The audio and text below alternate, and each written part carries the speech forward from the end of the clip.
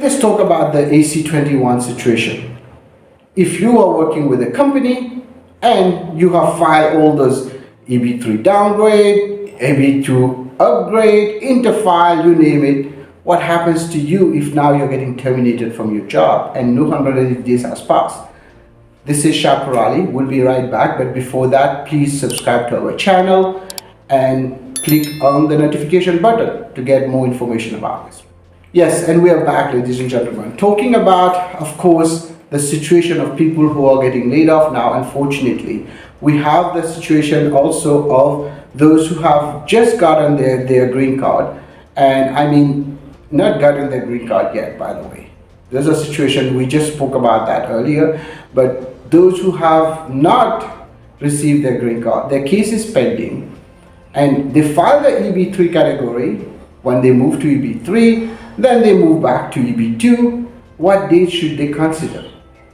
Well, that's an open-ended question, because remember, when AC21 was written, there was no situation of interfile, moving from EB3 to EB2.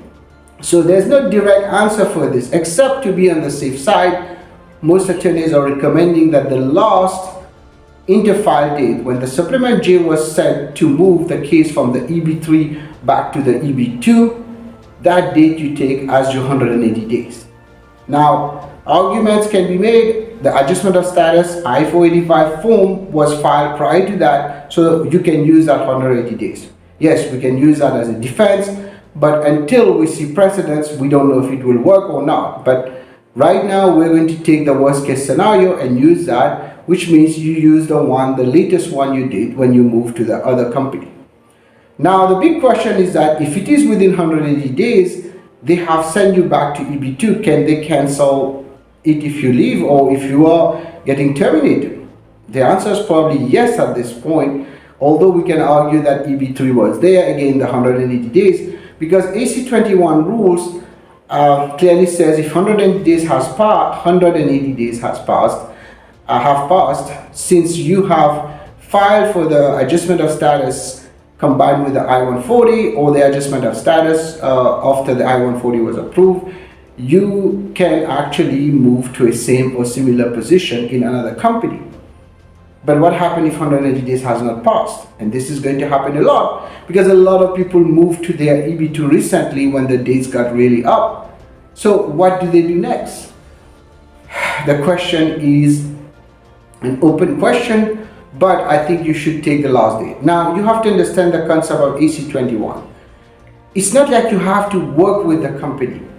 What they are talking about here is that the company doesn't cancel the I-140 within 180 days. Let's take an example. Let's say you filed it in October 2022 and you're getting terminated in January 2023, which is only 3 months, which is like 90 days. So you have not completed the 180 days. If the company wants to cancel that, they might be able to do it because they are within the time. Now, if the company doesn't cancel it and another 30 days pass, you reach around, I'll say probably 3 months, around April, and they have not canceled it, they cannot cancel it, because it's not about working with them. It's about the situation of the 180 days has passed.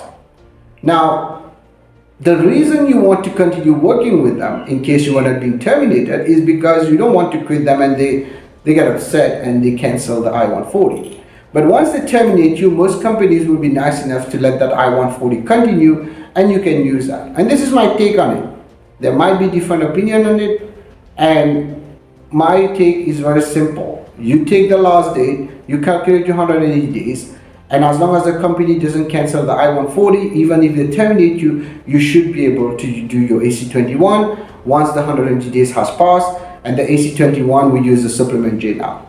Until then, if you have any questions, feel free to reach out, 510-742-5887. We wish you all the best, good luck, and please subscribe to our channel. Thank you.